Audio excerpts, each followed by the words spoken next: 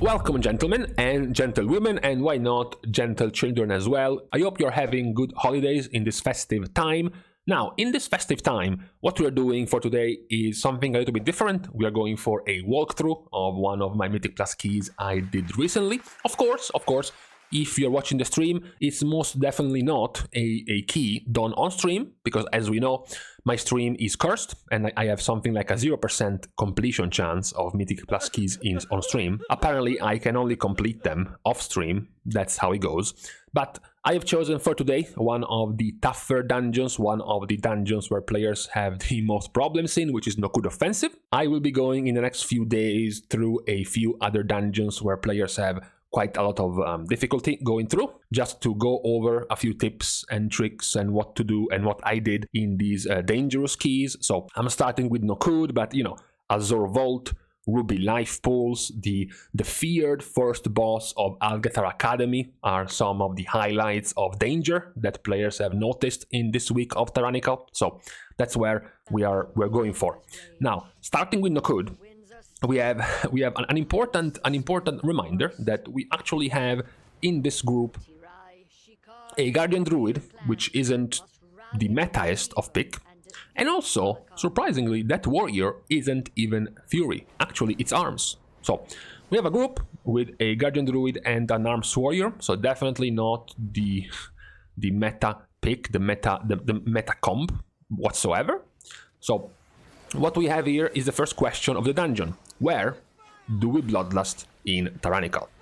You have three options for Bloodlust in Tyrannical. Either you do the route as normal, so you clear all of this trash and then you Bloodlust the first boss. However, there is one very important thing in this dungeon, which is making sure that you have Bloodlust for the Raging Tempest, for the second boss. So if you Bloodlust the first boss, you won't have time, you won't have your Bloodlust back for the second boss. So what you do in that case is you go and clear 2 or 3 or 4 packs of the third boss after you kill the first, and then you go back to the trash of the second boss. So you will have Bloodlust ready for the second boss. The other alternative is to Bloodlust the first pack of trash, like we did in here. So we Bloodlust like 3 to 4 minutes earlier than the first boss, so that when we go to the second boss, our Bloodlust will be ready. And then you have the third option, the more straightforward, which is simply start your key from the second boss. Simply start from the trash of the second boss and then Bloodlust the second boss and come back here later. So these are your three options in how to do Bloodlust, which is very important, of course, because this is a Tyrannical week. So bosses are very dangerous and are, of course, the most important part of the dungeon, and you want to make sure you save your Bloodlust, your strongest damage buff you can get, for the most dangerous of bosses. Now, as far as the trash goes in here, it's quite annoying, it's quite dangerous in certain situations, but it is quite the escalating thing in this dungeon. The trash before the first boss is quite difficult, the trash before the second boss ramps up in difficulty, and then the trash before the third boss is the miserable one, right? So this trash isn't too terrible as long as you keep an eye out on for the Flame Stomper Disrupting Shout, which is very dangerous and should always be interrupted. If the melee are not sleeping for the War Stomp, if they move out of the circle, it's all good. The most danger you can find here in these trashes are the random shooting of the ranged enemies, the longbows that use multi-shot and shoot to random players, and especially the bleed. The one you see right here in my weak aura ticking down on me is quite dangerous, especially when you get 2 stacks of this on the same player. It starts hurting quite a bit. It's dangerous in Tyrannical, so you know, in Fortified this will be even more dangerous. It's where you start to realize and to notice one of the other very important things you want to have and you want to see in a Mythic Plus key, which is your DPS players being aware of their survival toolkit, of their defensives, the state of their health potions, health stones, and defensive abilities, and use them when it can help. You know, there is never anything sadder than seeing a DPS fail a mechanic and then panic use their defensive once they are at 10% HP and they already messed up and already took the damage, right? It's always nice to see DPS players preemptively using their defensiveness to survive, to make it easier for the healer to then heal them up. So in this case, this trash, as I said, is rather straightforward. The most annoying ones are going to be the longbows because they are, first of all, harder to move, and second of all, because they shoot random members of your party, so it's more annoying to deal with, but not too much, especially now in Tyrannical. This is mostly manageable. Now here we have the first boss. So this boss is, as you might have noticed, pretty much a joke, right? There is really nothing difficult in the boss besides his AoE, and even then it's not too dangerous. This one right here, Shards of Stone, here's the damage. So as long as you're surviving this, the healer is going to have some 15 plus seconds to bring back your party to decent levels of health for the next round of AoE. So it's not too difficult. Now, there is of course the mechanic of the ballistas to deal with. Also, because there isn't much damage coming out, it's not too dangerous. At first I thought this might have become one of the most dangerous bosses in high tyrannical keys, because I thought the ballistas were limited. I thought you had only those 4 ballistas available. So once you use them 4 times, that's it. You don't have any more. Apparently that's not the case. Apparently you can just continue rotating ballistas forever. There is no limit to the amount of times you will use them. So really no danger in this boss. As long as you're not sleeping and taking care of this saboteur stopping you from using the ballista, then there is really no danger in this boss whatsoever. It's a continuous round of mechanics. It's not that the boss has different phases or enrages at the end, or the adds start being, you know, 1 add and then 2 adds and then 3 adds trying to break your ballistas. No, it's just always the same. So you're always doing the same thing on this boss. So we can just kiss him goodbye and go somewhere else, somewhere far more dangerous, which is the trash of the second boss. Now, as I said, we used Bloodlust early on the first pack of trash on the first boss. So as you can see, we already have only 2 minutes left to our Bloodlust. So we should time it quite nicely for the second boss. Now, this trash has a few annoyances. The first in line, of course, is always keep track of the Storm Speaker. He is going to summon his Squall friend, which is annoying by itself, but what is more dangerous is this thing right here, Tempest, which should be interrupted at all times, and as you can see here, we didn't interrupt it, and we start taking a bunch of damage, which is quite dangerous. You should always keep an eye out for him. What is also dangerous on this trash pack is what killed the warrior right now, is the spamming of Storm Bolts. You know, when it happens, sometimes 2 or even 3 targets uninterrupted might be targeting the same player with Storm Bolts, and that's gonna kill him. You know, this was enough to basically one-shot the warrior on a 16 tyrannical. So when this happens in Fortified, it becomes even more dangerous to let all of those Storm Bolts through. It might seem harmless because it's a single target cast, right? Usually you have been taught and trained that the dangerous stuff is the AoE one. You know, AoE interrupts, AoE fears, or simply AoE damage. But if you have so many single target casts at once, they start hurting for quite a lot if you start letting them through for the damage that goes out to your party. You know, that was a single Stormbolt hitting me for 115,000, which means if 2 Stormbolts go off at the same time on the same target, it's 230,000 HP, and I have 276,000 HP. So if I am below 85% HP and 2 Stormbolts go off at the same time, I die, right? That's how dangerous it is on Tyrannical, even, not even Fortified. However, here's where we have the main menu of the key, the one where you will decide whether or not you continue to even try in the key or not. Now, we pause a bit for dramatic effect. The most important part of this encounter is staying stacked at all times. The only time you should not be stacked is when the boss is doing Lightning Strike. Lightning Strike is the one that will give you giant circle around you and also blow up all of the orbs if they are inside the circles. That's it. That's it. Once you are free of Lightning Strike, you go back into this lighter colored circle. You know, the boss is basically telling you, this area bad, this area good. That's where you have to stay whenever Lightning Strike is off, and you don't have to worry about the big circles. It's going to be very important for your healers to have you all in this circle, for him to be able to heal you more effectively, more efficiently. It's also something very important you will need to take care of as a DPS player yourself. The most dangerous part of the fight is going to be this thing right here, when he casts Lightning Strike and you start taking the initial chunk of damage, right? As you can see here, on a Tyrannical 16, this is 156,000 damage, it's more than half your HP, so making sure that you are above half your HP is very important before you get one-shot by this.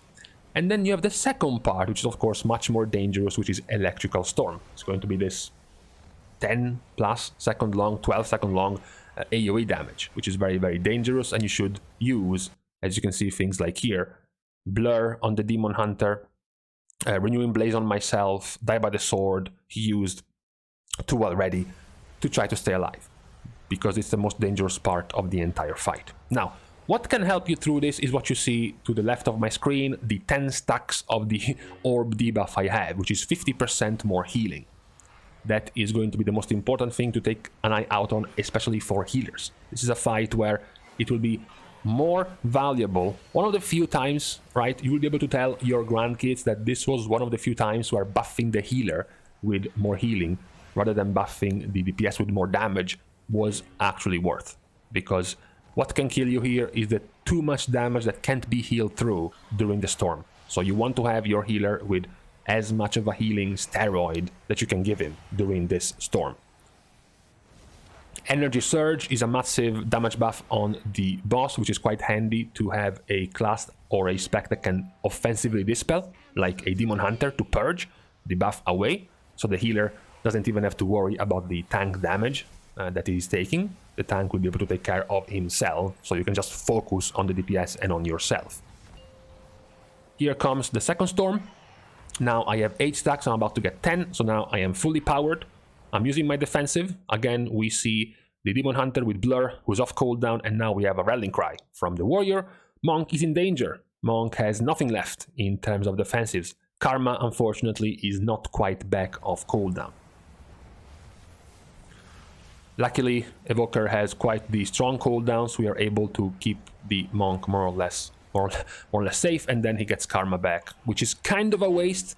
You know, this would have been kind of dangerous if we actually got to go to the 3rd set of AoE of this boss, which luckily we won't, but if we did, then the Monk wouldn't have had his touch of Karma. But besides that, as you can see, the fight has been done quite properly. Everyone is stacked in the circle at all times, and only when they get Lightning Strike, this one, they move out for a bit.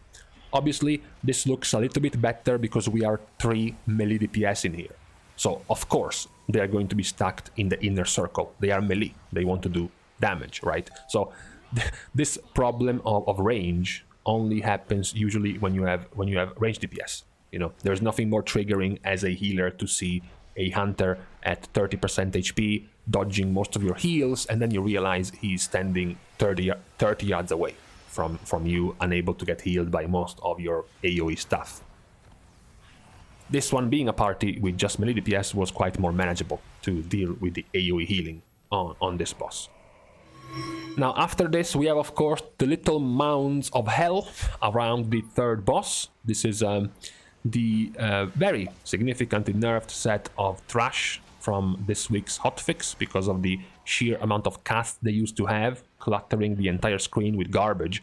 Now it has definitely been made more manageable, but still quite annoying to deal with. Even on Tyrannical, I can already feel my bones having to go through this next week on Fortified. It will be quite the dangerous thing, but for now, you know, it's mostly manageable, provided you don't get yeeted to Africa by the frontal cone of the birds, for example. Most of the stuff here has been made a little bit more clear. Not because it's clearer to see, but mostly because there is going to be less of it. It's going to be less of a spam of all of this stuff in your screen, which makes it easier to deal with.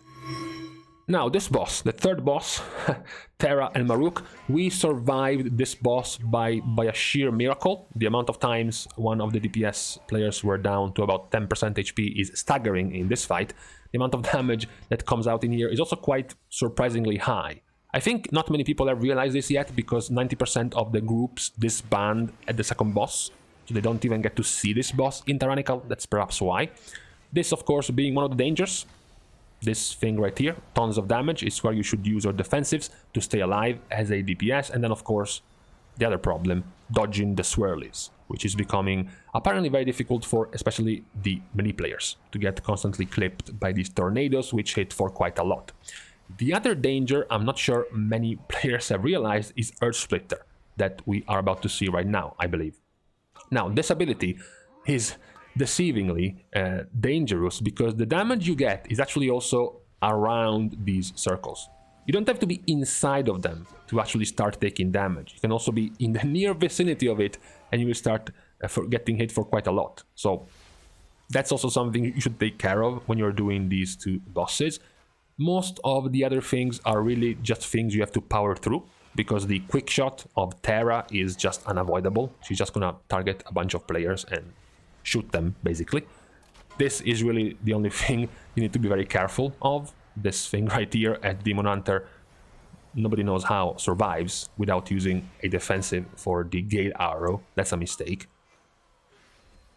Most of the other stuff is really just unavoidable. As I said, the quick shot is unavoidable. The brutalize on the tank is unavoidable, provided you dodge the other things like the Earth Splitter and you dodge the Gale Arrows. All of the damage you should be taking is from the initial hit of the Gale Arrows. As you can see there, just flying over those circles hit me for 200,000 damage, which is quite the big hit.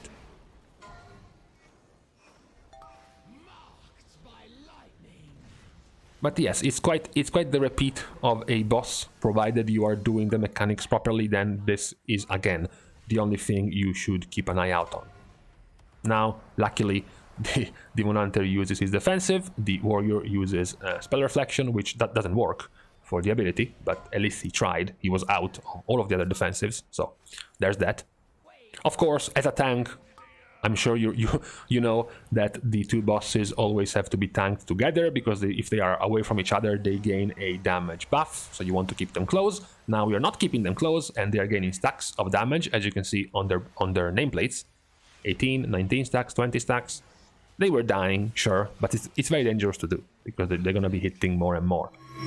Then we have the finish of the trash mobs. As you can see now, we are already at 88%. We are close to done, and we haven't even gone to the last boss.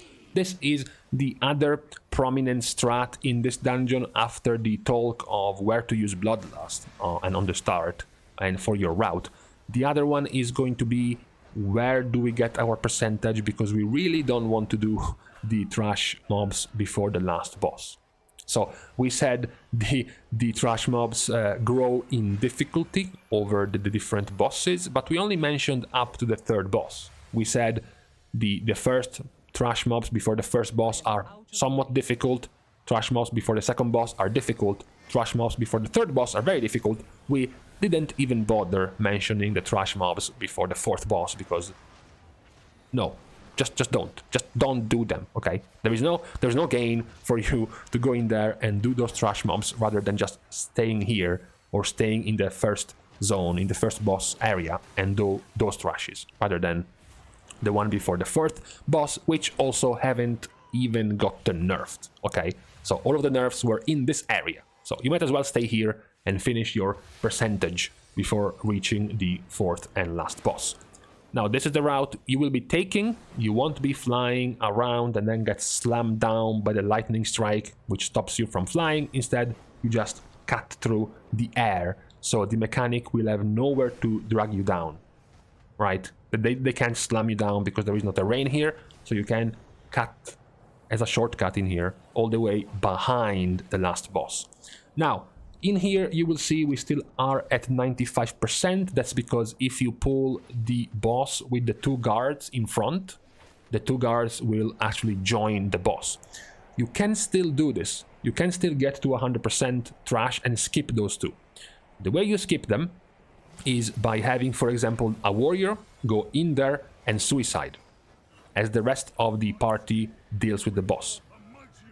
Because those two guards are only in combat with the warrior, they will just kill the warrior and then reset, while the boss is still in combat, and then your combat res player will combat res the warrior, and those two guys will be skipped. That's how you can skip these two ones as well. Now, these are mostly harmless, of course, as long as you don't get AoE feared. It's mostly just a meatload of health to go through, even on Tyrannical. They're quite long. But what really matters here is, of course, the last boss. And the dangerous part of the last boss, which is the second phase, is surviving the intermission into then dealing with the last phase. Talking about Bloodlust timings, of course, for this boss, you don't want to Bloodlust on pull, because this is a boss that gets harder the deeper you go. So you want to save your Bloodlust. Either you save it in the intermission or you save it for the beginning of the second phase, not on pull, because on pull things are quite chill. You don't really need to push the damage in this phase. Now, it is recommended to aim the spear against the wall, so you make him travel the least amount of distance possible, especially in the second phase. Here we are being somewhat lazy, as he is quite far away from the wall, so it takes a bit of damage uptime away, especially considering we have triple melee DPS, so they have to chase the boss for quite a while if we keep him so centered on the area, on the room. But besides that, it's mostly chill. The charge is still being angled the right way, it's just a bit too far away from the wall. As you can see now, we all get knocked to Africa and the boss is far away, you know, it's some lost time. Now we enter the intermission. Now, pause.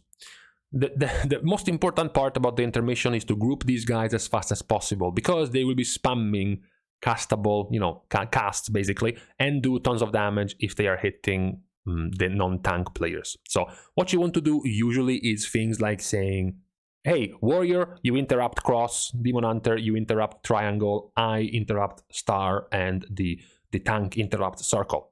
They will all be running then because they can't be casting, so that you can group them like that.